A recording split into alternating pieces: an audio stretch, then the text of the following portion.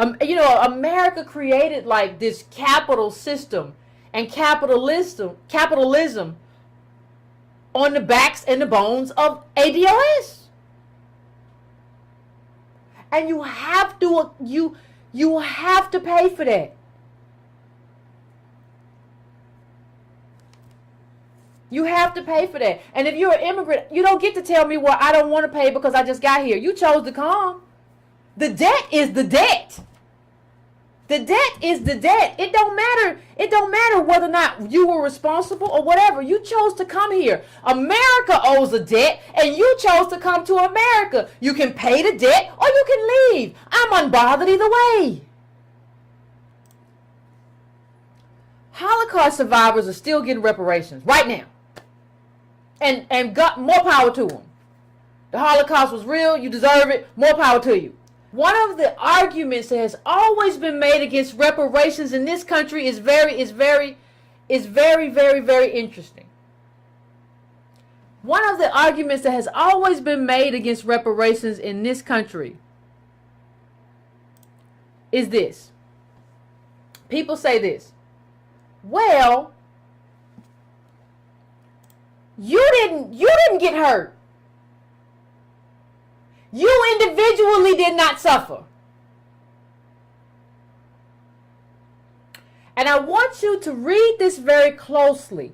Just read this very closely in terms of what they say, in terms of how they are assessing damages. Just read this very closely.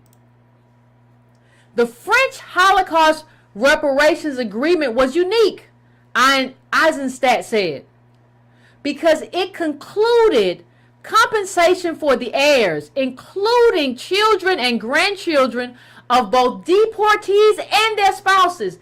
The heirs were viewed, listen to me family, the heirs were viewed as standing in the shoes of those who had died before the agreement was signed. He said, the heirs will receive a portion of a deportee's and a spouse's payments. Standing in the shoes. I want you to say that 5 times to me. Standing in the shoes.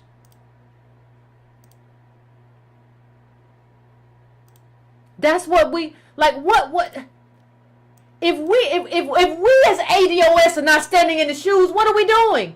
They said very specifically, standing in the shoes means that you also have a claim.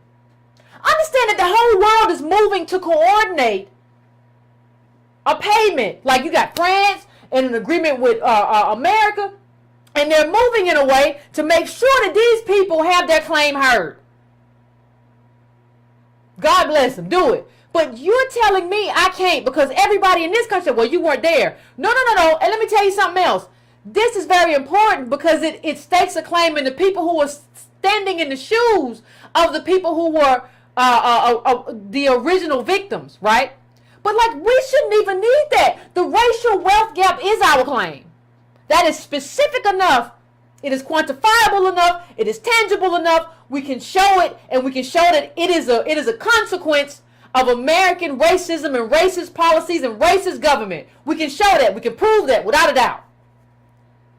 That is your case for racist. That is your case for reparations right there. That's it. That's all you need. But the second part that I will say is this.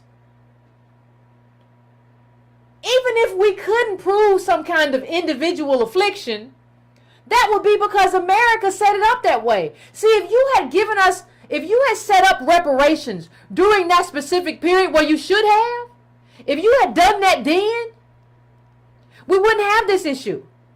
But see, you made it. You strung this, listen, America, you strung this whole thing out so that we wouldn't get anything while you give other stuff away to everybody else and make sure everybody else gets their due but us. And let me tell you something. The Jewish people are not suing. They are not suing white supremacy. They are not suing like the person who called into the show. They're suing specific companies and they're suing specific governments. That is important to understand. That's why this can never just be about whiteness in general. This is not about whiteness. This is about a specific injustice to a specific group of people in this country.